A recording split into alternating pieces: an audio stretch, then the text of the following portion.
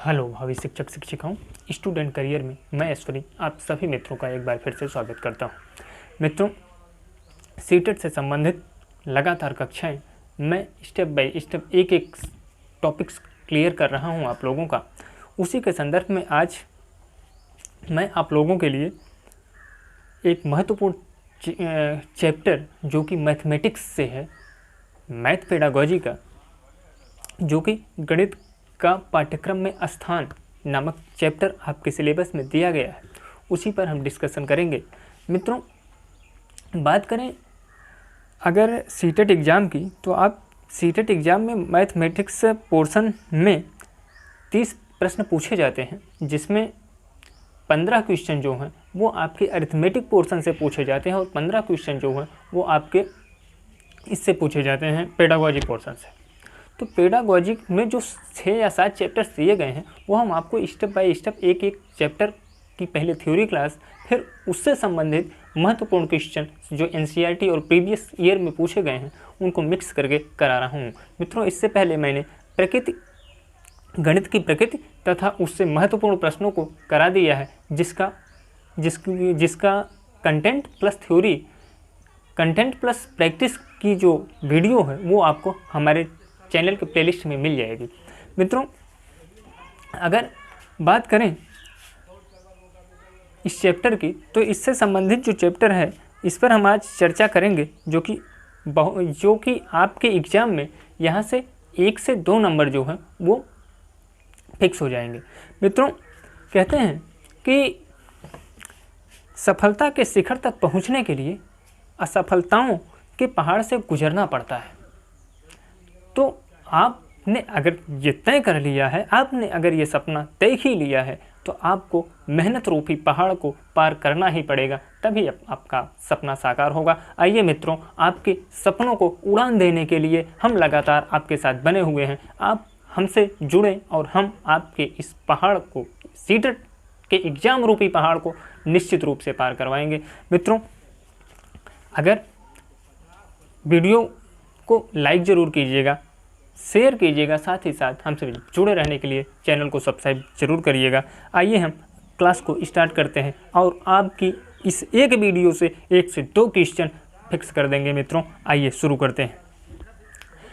मैंने बताया आपसे कि प्रश्न जो हैं वो थ्योरेटिकल बेस्ड हैं, पेडागोजी है, शिक्षण जिसे बोलते हैं, शिक्षण शास्त्र जिसे बोलते हैं, तो इसलिए थोड़ी सी थ्योरी यहाँ मिलेगी आपको, लेकिन ध्यान से आप सुनेंगे तो एक एक चीज़ें आपको मैं क्रिस्टल क्लियर करवा दूंगा। आइए देखते हैं कि गणित का पाठ्यक्रम में स्थान क्या होना चाहिए और क्या है, मनोवैज्ञानिकों के अनुसार क्या है, अलग अलग आयोगों ने अपना मत इस पर दिया है, वो क्या है, हम एक एक चीज़ों को क्लियर करेंगे। मित्रों, प्राचीन काल से ही गणित अन्य विषयों की अपेक्षा शिक्षा के उद्देश्यों की प्राप्ति में प्राचीन सहायक सिद्ध हुआ है। पुराने समय से ही गणित जो है वो आपके पाठ्यक्रम में जो है वो महत्वपूर्ण भूमिका निभाता आया है। फिर कह रहे हैं कि वर्तमान समय में विज्ञान तथा तकनीकी का युग है। इस युग में जो भी भौतिकी एवं तकनीकी प्रगति विज्ञान के कारण हुई है, उसका श्रेय गणित को ही जाता है। मित्रों, बात करें साइंस की, विज्ञान की, चाहे वो रसायन हो चाहे वो भौतिकी हो, तो ये इसके मूल उपज की बात करें तो इसका ये जहाँ से उपजी है उसका मूल जो है वो गणित ही है। कहते हैं गणित जो है भौतिकी और रसायन या साइंस की जननी है। तो इस प्रकार से गणित का महत्व जो है वो, अगर आपको साइंस पढ़नी है, आपको विज्ञान पढ़ना है, भौतिकी रसायन पढ़ना है, तो आपको साथ ही साथ गणित की भी जानकारी रखनी होगी, अन्यथा बहुत कठिनाई होगी आपको भौतिकी और रसायन को पढ़ने में। आइए, गणित के पाठ्यक्रम में स्थान को लेकर के कोठारी आयोग ने अपना स्टेटमेंट दिया था। क्या दिया था उस आयोग ने, आइए उसको हम देखते हैं। कह रहे हैं कोठारी आयोग के अनुसार गणित को सामान्य शिक्षा के अंतर्गत सभी विद्यार्थियों के लिए पहली कक्षा से लेकर 10वीं कक्षा तक अनिवार्य विषय बना देना चाहिए। मित्रों, प्रश्न बन सकता है, पूछा जा सकता है कि पहली कक्षा से लेकर के 10वीं कक्षा तक गणित को अनिवार्य करने की सिफारिश किसने की थी, किस आयोग ने की थी, तो आप ध्यान दीजिएगा कि इस सिफारिश की बात करें तो वो कोठारी आयोग ने की थी कि 1 से लेकर 10वीं कक्षा तक के विद्यार्थियों के लिए या कक्षा की बात करें तो वहाँ पर जो गणित की अनिवार्यता है वो निश्चित रूप से होनी चाहिए। आइए आगे बात करते हैं। कह रहा है कि परंतु कक्षा कुछ लोग अभी भी गणित को 8वीं तक अनिवार्य तथा उसके बाद ऐच्छिक विषय बनाने पर जोर दे रहे हैं। मित्रों, कोठारी आयोग ने जो अपना कथन दिया, जो उन्होंने सुझाव दिया, तो उन्होंने कहा कि 1 से लेकर 10 तक के सभी विद्यार्थियों को अनिवार्य रूप से गणित पढ़नी चाहिए। लेकिन इसी के ही विपरीत कुछ ऐसे भी मनोवैज्ञानिक थे या कुछ और भी आयोग थे जिन लोगों का मत था कि नहीं, कक्षा 1 से लेकर के 8 तक ही गणित जो है वो अनिवार्य रूप से होनी चाहिए। अच्छा, आइए थोड़ा सा हम डिटेल कर लेते हैं यहाँ, क्योंकि वो चीज़ें हमने लिखी नहीं हैं। अब ये जो 1 से लेकर के 8 तक गणित को अनिवार्य रूप देना चाहते थे और उसके बाद इन्होंने कहा कि इसे ऐच्छिक यानी ऑप्शनल बना देना चाहिए कि अगर बच्चा पढ़ना चाहे तो पढ़े, अन्यथा जरूरी नहीं है कि वो इसे पढ़े ही पढ़े। मित्रों, अब ये लोग जो थे जो 1 से 8 तक अनिवार्य करना चाहते थे, उनका तर्क था कि 1 से 8 के बाद जो है अगर बच्चा पढ़ता है तो पढ़े, अदरवाइज उस पर जोर नहीं। तो जोर ना देने वालों का तर्क था कि गणित जो है वो कठिन होती है। गणित के लिए जो लोग कहते हैं कि इससे मानसिक, तार्किक और बौद्धिक विकास होता है, ये केवल कल्पना मात्र है। गणित की परीक्षा को पास कर पाना आसान नहीं है, यही लोगों के अपने तर्क थे। जो लोग ये कहते थे कि गणित को अनिवार्य रूप से केवल 1 से 8 तक ही पढ़ना चाहिए। ठीक है ना। आइए नेक्स्ट चीज़ों को देखते हैं। इसी के संदर्भ में महान गणितज्ञ श्री महावीराचार्य जी ने कहा है कि गणित के संदर्भ में कहा है कि अपनी पुस्तक गणित सार संग्रह, ध्यान दीजिएगा, गणित सार संग्रह, ये आपका एक प्रश्न है और पूछा जा सकता है कि गणित सार संग्रह गणित के परिप्रेक्ष्य में किस विद्वान की किताब है या पुस्तक है, तो आप ध्यान दीजिएगा कि ये श्री महावीराचार्य जी की पुस्तक है और उसमें इन्होंने लिखा है कि लौकिक, वैदिक तथा सामाजिक जो भी व्यापार हैं उन सभी में गणित का प्रयोग होता है। फिर लिखा है इन्होंने कि अर्थशास्त्र, नाट्यशास्त्र, छंद, अलंकार, व्याकरण के समस्त गुणों में गणित अत्यंत उपयोगी है। इनके कहने का तात्पर्य ये है कि गणित के बगैर संसार जो है वो सूना है, कोई भी विषय जो है वो अछूता नहीं है गणित से। इसलिए गणित को निश्चित रूप से प्रत्येक बच्चे को पढ़ना चाहिए और इसे पाठ्यक्रम का या किसी भी क्लास में, किस पाठ्यक्रम में इसे एक अभिन्न अंग बना देना चाहिए। आइए आगे देखते हैं। फिर अच्छा, आपको मैंने वहाँ बताया कि कुछ लोगों ने ये कहा कि गणित को 1 से 8 के बाद अनिवार्य नहीं किया जाना चाहिए। उसके संबंध में उन्होंने अपने अलग अलग तर्क दिए।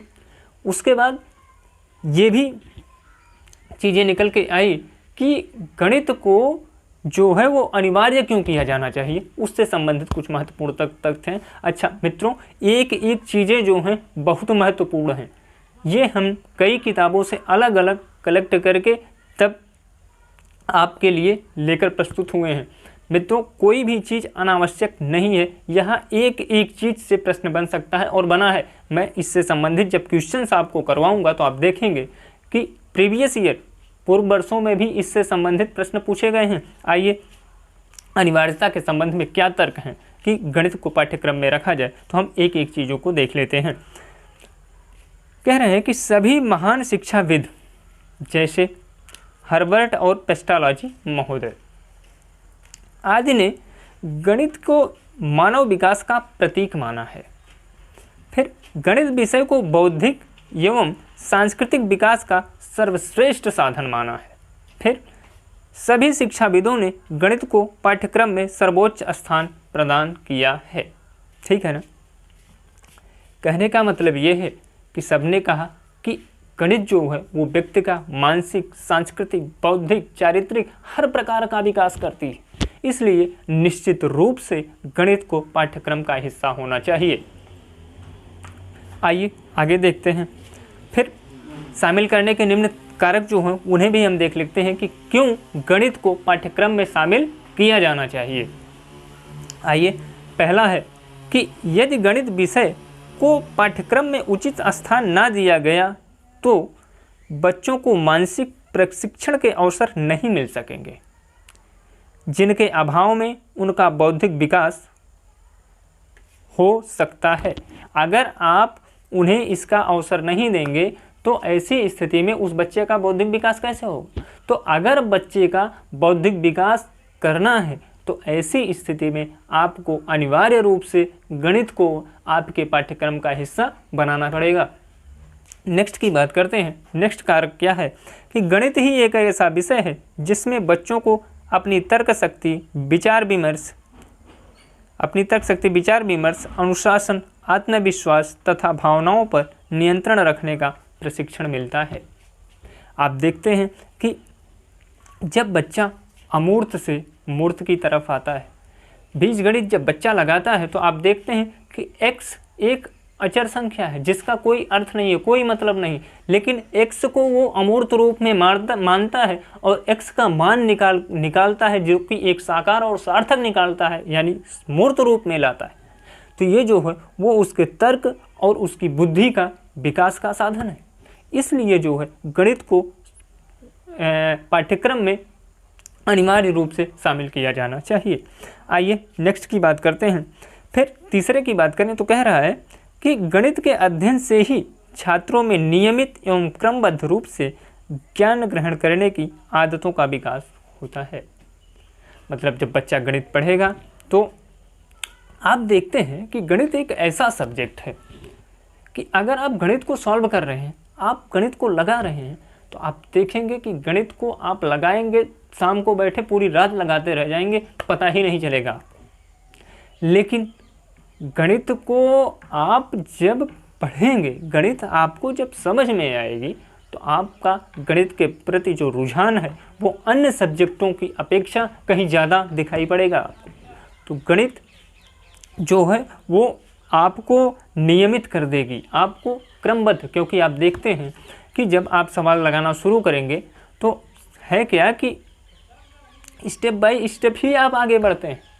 ऐसा नहीं है कि कोई प्रश्न जो है आप उसे सॉल्व करना शुरू करते हैं और सबसे पहले उत्तर आ जाता है और फिर उत्तर लाने के बाद आप बीच की प्रक्रिया को करते हैं। नहीं, आप सवाल को जब क्वेश्चन को सॉल्व करना शुरू करेंगे तो स्टेप बाय स्टेप ही उत्तर तक पहुंचते हैं, ना कि पहले उत्तर आता है और उसके बाद आप उसे सॉल्व करते हैं। इसलिए ये गणित जो है वो क्रमबद्ध होती है, सीक्वेंस में चलती है, ना कि इधर से उधर से इधर चलती हो। आइए नेक्स्ट की बात करते हैं।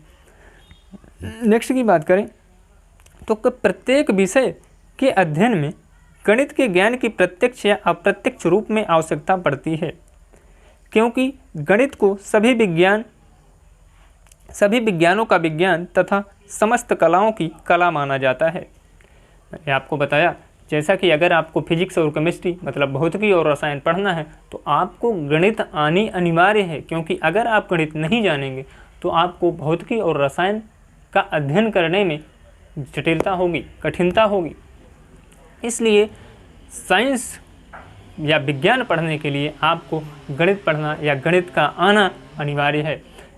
इस ऐसी स्थिति में, क्योंकि अगर बच्चा गणित या बायो नहीं पढ़ता है तो आप देखते हैं कि गणित पढ़ने वाला ही इंजीनियर होगा, बायो पढ़ने वाला ही डॉक्टर होगा, और अगर डॉक्टर और इंजीनियर बनना है तो आपको मैथ पढ़नी पड़ेगी, क्योंकि अगर मैथ आपको नहीं आएगी, अगर मैथ आपके पाठ्यक्रम का हिस्सा नहीं होगा तो ऐसी स्थिति में आप इंजीनियर नहीं बन पाएंगे, आप वैज्ञानिक नहीं बन पाएंगे, तो और आप डॉक्टर नहीं बन पाएंगे। तो इसलिए गणित जो है ये अनिवार्य रूप से एक लेवल तक, मतलब कम से कम तो 10 तक अनिवार्य रूप से पढ़ी जानी चाहिए, जो कि कोठारी आयोग ने अपना सुझाव भी दिया था। आइए आगे चलते हैं। नेक्स्ट की बात करें तो नेक्स्ट जो है मित्रों वो है गणित के पाठ्यक्रम में विशेष रूप से स्थान देने का कारण। एक एक चीज़ें ध्यान से देखिएगा मित्रों, यहाँ से आप देखेंगे पूछता है, प्रश्न पूछता है कि गणित को पाठ्यक्रम में शामिल करने का तर्क क्या है, तो आपको बताना होगा। पूछ सकता है कि गणित को पाठ्यक्रम में विशेष स्थान देने का क्या कारण है। तो ऐसे प्रश्न जो हैं वो बार बार बने हैं और उन्हीं चीज़ों को मैंने कलेक्ट करके आपके लिए लाया है। निश्चित रूप से बने रहिए क्लास में, आप क्लास को पूरा देखिएगा, वीडियो को कैसी लगी क्लास कमेंट करके बताइएगा। हमसे लगातार बने रहने के लिए, ऐसी और वीडियो पढ़ने के लिए चैनल को अवश्य सब्सक्राइब कीजिएगा। आइए गणित में पाठ्यक्रम के स्थान के देने का कारण क्या है उस पर देखते हैं। पहले कारण की बात करें, गणित विज्ञान विषयों का आधार होता है, क्योंकि गणित के बगैर आप भौतिकी और रसायन नहीं पढ़ पाएंगे। आप अगर क्योंकि गणित ही उसका आधार है। फिजिक्स के न्यूमेरिकल्स जो हैं वो गणित ही हैं। अगर बात रसायन विज्ञान में करें तो आप मोलों की संख्या वगैरह जब ज्ञात करते हैं तो वहाँ गणित का ही प्रयोग है। तो इसलिए गणित को ये एक कारण है कि गणित को पाठ्यक्रम का हिस्सा बनाएं। फिर नेक्स्ट की बात करें कि गणित का मानव जीवन से घनिष्ठ संबंध है। आप देखते हैं, आप किसी दुकान पर चले गए तो वहाँ आपने दुकानदार को कुछ पैसा दिया या आपने सामान उससे लिया तो आपने उसे पैसा दिया, और अगर आपको जोड़ना घटाना नहीं आता, आपको गणित नहीं आती, तो हो सकता है कि वो सामान आपको देने में ही वजन कम कर दे। आपने उसे पैसा दिया, आपको पैसा उसे 100 लौटाना है, वो आपको 50 ही दे दिया। तो दैनिक जीवन से भी गणित का जो है वो घनिष्ठ संबंध है। इसलिए गणित को ये एक महत्वपूर्ण कारण है कि गणित को पाठ्यक्रम का हिस्सा बनाया जाए। आइए नेक्स्ट की बात करते हैं कि गणित बच्चों में तार्किक दृष्टिकोण पैदा करता है। बिल्कुल, क्योंकि जब बच्चा एक अमूर्त चीज़ को मूर्त रूप में लाता है तो उसके सोचने की, उसके तर्क करने की क्षमता जो है वो बढ़ती जाती है, प्रतिदिन बढ़ती जाती है। आप देखते हैं कि एक क्वेश्चन अलजेब्रा बीजगणित का एक क्वेश्चन सॉल्व करता हुआ बच्चा एक बार दो बार जब नहीं कर पाता तो धीरे धीरे जब उस पर वो सोचता है, मंथन करता है, तो धीरे धीरे वो उस प्रश्न के उत्तर के करीब आ जाता है और अंतिम में उस उत्तर को निकाल लेता है। तो धीरे धीरे तर्क करने की क्षमता जो है वो निरंतर बढ़ती जाती है। आइए नेक्स्ट की बात करते हैं। गणित एक यथार्थ विज्ञान है। मित्रों, 2 + 2 = 4 ही होता है, कहीं भी आप 6 या 5 नहीं पाएंगे। गणित यथार्थ है। आप 6 × 3 = 18 ही लाएंगे, कहीं 19 या इसका 17 आंसर नहीं आएगा। गणित जो है वो यथार्थ है, झूठी या गलत नहीं है। आइए नेक्स्ट की बात करें। कह रहा है कि गणित आधारभूत संरचना है। मित्रों, अगर चीज़ें आपको समझने में दिक्कत हो तो वीडियो को दोबारा देख लीजिएगा। हाँ, इससे संबंधित केवल आप हमारी ध्यान से बात सुनिए। इससे संबंधित जो नोट्स हैं वो आपको टेलीग्राम चैनल पर हम दे देंगे। टेलीग्राम चैनल आप हमारा ज्वाइन कर सकते हैं। वीडियो के डिस्क्रिप्शन बॉक्स में ही आपको टेलीग्राम लिंक दे देंगे हम, वहाँ से आप टेलीग्राम चैनल ज्वाइन कर सकते हैं और इसकी PDF प्राप्त कर सकते हैं। आइए गणित की आधारभूत संरचना। गणित के आधारभूत संरचना की बात करें तो गणित की 3 आधारभूत संरचनाएं हैं। मित्रों, प्रश्न सीधे सीधे बनता है कि गणित की आधारभूत संरचनाएं कौन कौन सी, तो आपको 4 ऑप्शन दे देंगे। हो सकता है 3 अलग हो और इसी 3 में से कोई एक हो, वही आपके प्रश्न का सही जवाब होगा। आइए देख लेते हैं कि गणित की आधारभूत संरचनाएं कौन सी हैं। 3। पहले की बात करें तो बीजगणितीय संरचना, एल्जेब्रिक स्ट्रक्चर। एल्जेब्रिक स्ट्रक्चर की बात करें तो आइए देखते हैं कि एल्जेब्रिक स्ट्रक्चर में क्या क्या चीज़ें आती हैं। तो देखें, इसके अंतर्गत हम योग, गुणा, सामान्यकरण आदि संक्रियाओं का अध्ययन करते हैं। ठीक है ना। ध्यान दीजिएगा कि जो बीजगणितीय संक्रिया है इसमें हम योग, गुणा तथा सामान्यीकरण के से संबंधित चीज़ों को का अध्ययन करते हैं। अच्छा, प्रश्न बनता है सामान्यीकरण। सामान्यीकरण से क्या मतलब है? मित्रों, सामान्यीकरण से की बात करें तो जैसे मान लीजिए कि पाइथागोरस प्रमेय को हम उठाते हैं, ठीक है ना। पाइथागोरस प्रमेय की बात करें तो आप जानते हैं कि ये एक समकोण त्रिभुज के लिए कॉन्सेप्ट बना है। पाइथागोरस महोदय ने दिया था कि कर्ण पर बना वर्ग शेष दो भुजाओं पर बने वर्ग के योगफल के बराबर होता है। अच्छा, जब उन्होंने ये स्टेटमेंट दिया तो स्टेटमेंट देने के पश्चात उन्होंने, अब जैसे मान लीजिए ये 3 है इसका लंब, इसके कर्ण की बात करें ये 5 है और इसके आधार की बात करें तो ये 4, ठीक है ना। अब देखेंगे आप, फिर से देख लेते हैं, 3 4 5। अब देखिए इसी को इन्होंने जब दिया तो इसको इन्होंने प्रूव किया। अब प्रूव करने की बात करें तो देखिए आधार पर बने वर्ग यानी 4, कर्ण पर बने वर्ग यानी 5 का वर्ग, ध्यान दीजिएगा 5 का वर्ग, ये 4 है और ये 5, शेष दो भुजाएं यानी कर्ण लंब और आधार पर बने वर्ग यानी 3 का वर्ग प्लस 4 का वर्ग। अब देखिए फिर कह रहा है कि ये दोनों चीज़ें जो मिलेंगी आपको, मतलब कर्ण पर बने वर्ग तथा आधार और लंब पर बने वर्ग के योगफल के बराबर होता है। तो ये कितना है, 25 आ गया, 5 25, फिर 3 त्रिके 9 प्लस 4 चौके 16, यानी 16 और 9 को आप जोड़ोगे तो ये आ जाएगा 25। तो इस तरीके से आपने देखा कि पाइथागोरस महोदय ने जो पाइथागोरस प्रमेय दिया था उसको इन्होंने प्रूव कर दिया। ठीक, प्रूव करने के पश्चात जब ये चीज़ें सामान्य रूप से स्वीकरणीय हो जाती हैं तो यही प्रक्रिया जो है वो सामान्यीकरण कहलाती है।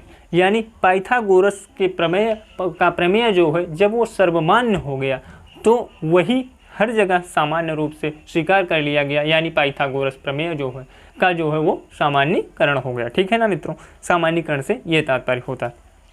आइए इसके बाद तल रूप संरचना यानी plain paper structure. Plain paper structure की बात करें कि जो कि गणित की आधारभूत संरचना है, तो इसमें क्या क्या चीज़ें जिनका अध्ययन हम करते हैं तो देख लेते हैं कि इसमें सीमा, समीपता तथा निकटता का अध्ययन किया जाता है। उसके बाद बात करें क्रमिक संरचना की, तो क्रमिक संरचना की बात करें तो इसमें से बड़ा तथा से छोटा आदि प्रत्यय सम्मिलित किए जाते हैं। आप देखते हैं कि प्रश्न पूछ लिया जाता है कि 1/2, 4/6, 7/9 में कौन सा बड़ा है या कौन सा छोटा है, आपको सीक्वेंस लगाने के लिए दे दिया जाता है। तो ये चीज़ें, ऐसी चीज़ों का जो हम अध्ययन करते हैं उसको हम अगर कैटेगराइज करें तो वो क्रमिक संरचना में सम्मिलित होती है। इस तरीके से भी प्रश्न पूछा जा सकता है कि आपको छोटा बड़ा दे दिया जाए और पूछ लिया जाए कि ये गणित की आधारभूत में कि कौन सी संरचना के अंतर्गत आता है, तो आप अगर इसे पढ़े रहेंगे तो आप आराम से आसानी से उत्तर दे पाएंगे। आइए आगे चलते हैं। ये चीज़ें जो हैं बहुत ही महत्वपूर्ण हैं। यहाँ से इस क्लास से आपको आसानी से 1 से 2 नंबर मिल जाएंगे, फिक्स हो जाते हैं। आइए आगे की बात करें तो आगे जो है मित्रों वो है गणित शिक्षण के मूल्य। गणित शिक्षण के मूल्य, तो गणित शिक्षण के मूल्य क्या क्या हो सकते हैं, आइए स्टेप बाय स्टेप एक एक चीज़ों को हम देख लेते हैं। क्या गणित शिक्षण से के मूल्य, निम्नलिखित मूल्य या लाभ हो सकते हैं, वो कौन कौन से हैं, आइए हम स्टेप बाय स्टेप एक एक चीज़ों को देख लेते हैं, क्योंकि मूल्यों से ही भी प्रश्न बना है और आगे भी प्रश्न बनने की संभावना है। आइए पहले मूल्य की बात करें तो वो है बौद्धिक मूल्य।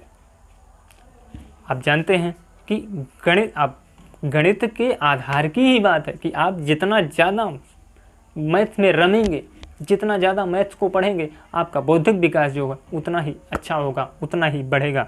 उसके बाद प्रयोगात्मक मूल्य। प्रयोगात्मक मूल्य की बात करें तो साथियों गणित में जो है वो प्रयोग कराए जाते हैं। जैसे आप गणित में जैसे ज्योमेट्री में पढ़ेंगे तो वहाँ आपको प्रयोग से संबंधित चीज़ें मिलेंगी। आप ट्रिग्नोमेट्री, त्रिकोणमिति पढ़ेंगे तो वहाँ आपको प्रयोग से संबंधित चीज़ें मिलेंगी।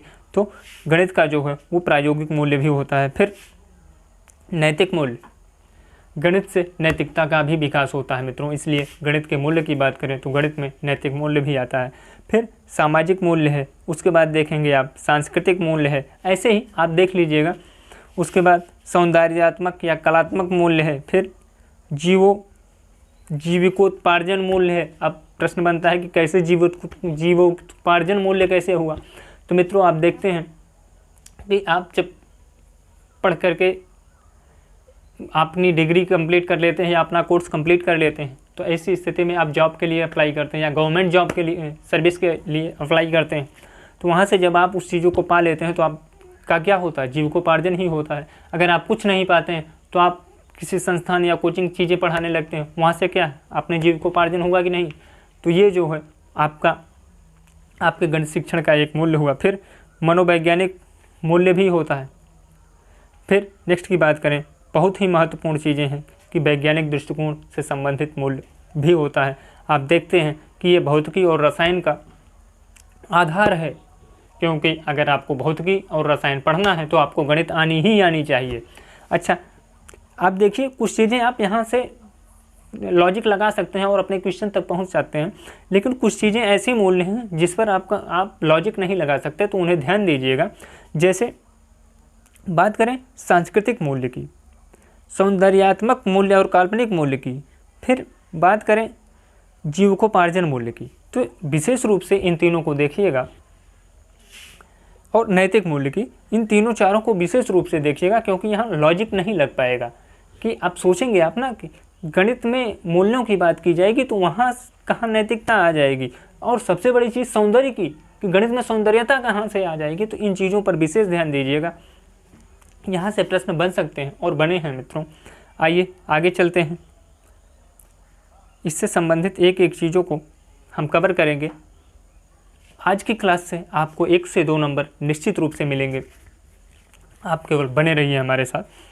मित्रों स्कूली गणित में दर्शन, स्कूली गणित में दर्शन से तात्पर्य है मित्रों कि स्कूली गणित में बच्चों को गणित कैसे पढ़ाया जाए, या स्कूल में गणित कैसे पढ़ाया जाए, कैसे बताया जाए कि इसको बच्चों का गणित के प्रति रुझान पैदा हो, रुझान बढ़े, बच्चा गणित पढ़ने के लिए उत्सुक हो। ठीक है, नहीं तो आप देखते हैं कि गणित से बच्चों को डर लगता है, ये चीज़ें ख़त्म होनी चाहिए। तो उसी से संबंधित कुछ महत्वपूर्ण पॉइंट्स हैं जो कि आपके एग्जाम आप पॉइंट से बहुत ही महत्वपूर्ण है। आइए एक एक को हम देख लेते हैं। कह रहा है गणित विषय को विद्यालय में कैसे पढ़ाया जाए, उसी से कुछ महत्वपूर्ण प्रश्न हैं, कुछ महत्वपूर्ण पॉइंट्स हमने कलेक्ट किए हैं जहाँ से प्रश्न बनता है। आइए एक एक को देख लेते हैं।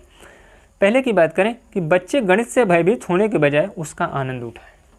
ठीक है ना, आप गणित को उनके सामने इस तरीके से एक्सप्रेस करें कि वो गणित से डरे ना, बल्कि आनंदित होकर के पढ़ें, ये चीज़ें होनी चाहिए। फिर बच्चे सार्थक समस्याएं उठाएं और उन्हें हल करें।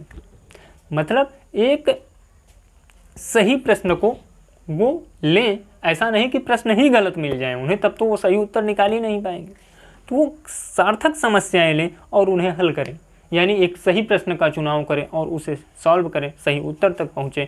ये चीज़ें जब वो करेंगे तो उनकी गणित के प्रति जो रुझान है वो बढ़ेगी।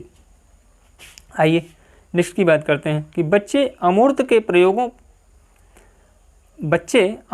प्रयोग संबंधों को समझने, संरचनाओं को देख पाने और चीज़ों के विवेचन करने, कथनों की सत्यता या असत्यता को लेकर तर्क करने में सक्षम बने। मित्रों जब बच्चा क्वेश्चंस को सॉल्व करने लगेगा, वो अमूर्त से मूर्त की तरफ आने लगेगा, यानी बीजगणितीय व्यंजकों को सॉल्व करके जो वो एक्स को मानता है उस एक्स को मान करके एक सार्थक उत्तर लाने लगेगा, और अपने जो सॉल्व किया गया उत्तर लाया है उस उत्तर की सत्यता करेगा कि वो जांच करेगा कि वो सत्य है या गलत। जब ये चीज़ें वो करने में सक्षम बन पाएगा तो ऑटोमेटिक गणित के प्रश्न जो है उसकी रुझान जो है वो बढ़ेगी। आइए नेक्स्ट की बात करते हैं। बच्चे गणित की मूल संरचना जैसे अंकगणित, बीजगणित, रेखा गणित को समझें। ठीक है ना, आप ये विद्यालयी गणित का दर्शन है। कहने का मतलब है कि विद्यालय में गणित इस प्रकार की होनी चाहिए कि गणित शिक्षक जो पढ़ाए उससे बच्चा जो है गणित के प्रति रुझान अपनी पैदा करे। वहाँ पाठ्यपुस्तकें ऐसी हों कि पाठ्यपुस्तकों में ऐसी चीज़ों का समावेश किया जाए जिससे गणित के प्रति बच्चों की रुझान बढ़े। और साथ ही साथ रेखा गणित, अंक गणित, त्रिकोणमिति, बीजगणित की चीज़ों को, कॉन्सेप्टों को समझे इस तरीके से, इस सरलता और सहजता से बच्चों को गणित पढ़ाई जाए। फिर नेक्स्ट की बात करें तो नेक्स्ट है कि स्कूल गणित के सभी मूल तत्वों, अमूर्त की प्रणाली, संगठन, सामान्यीकरण के लिए पद्धति मुहैया कराई जाए।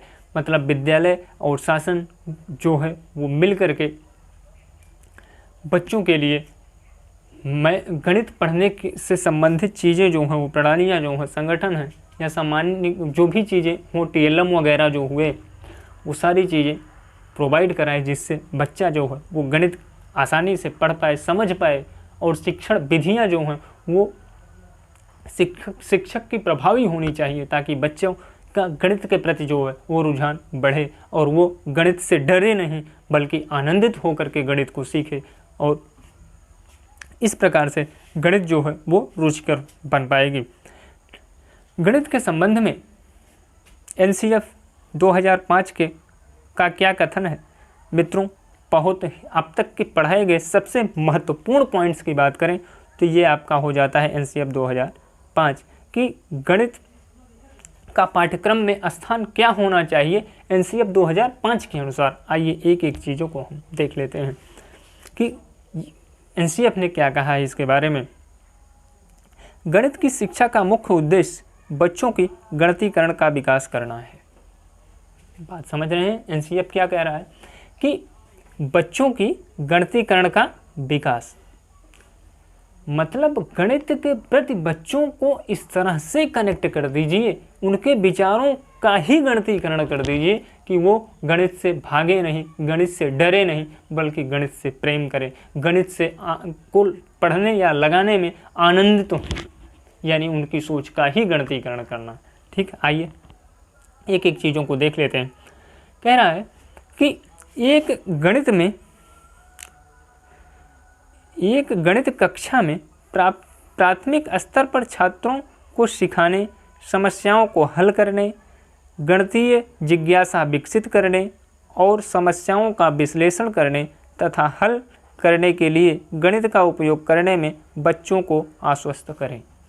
ठीक है ना? ये जब एक कक्षा में आप गणित पढ़ा रहे हैं तो समस्याओं को हल करने, उनकी जिज्ञासाएं, मतलब अगर वो प्रश्न पूछ रहे हैं तो आप उनके प्रश्न का जवाब इस तरह से दीजिए कि बच्चा जो है उस उत्तर से वो पूरी तरीके से संतुष्ट हो जाए, वो चीज़ों को समझ पाए। ना कि आप बच्चा कुछ बताया, पूछा और आप उसे डांट दिए तो बच्चा डर जाएगा। कहाँ से चीज़ें वो सीखेगा, कहाँ से वो चीज़ों को पूछेगा? और अगर बच्चा पूछेगा ही नहीं तो उसकी समस्या का समाधान कैसे होगा? आइए नेक्स्ट की बात करते हैं। कह रहा है कि बच्चे गणित की मूल संरचना को समझें। गणित की मूल संरचना यानी अंक गणित, बीज गणित, रेखा गणित को समझें एवं त्रिकोणमिति, स्कूल गणित के मूल विषय वस्तु, क्षेत्रमिति, अमूर्तता, संरचना और सामान्यीकरण समझ को विकसित कर पाएँ। ठीक है ना?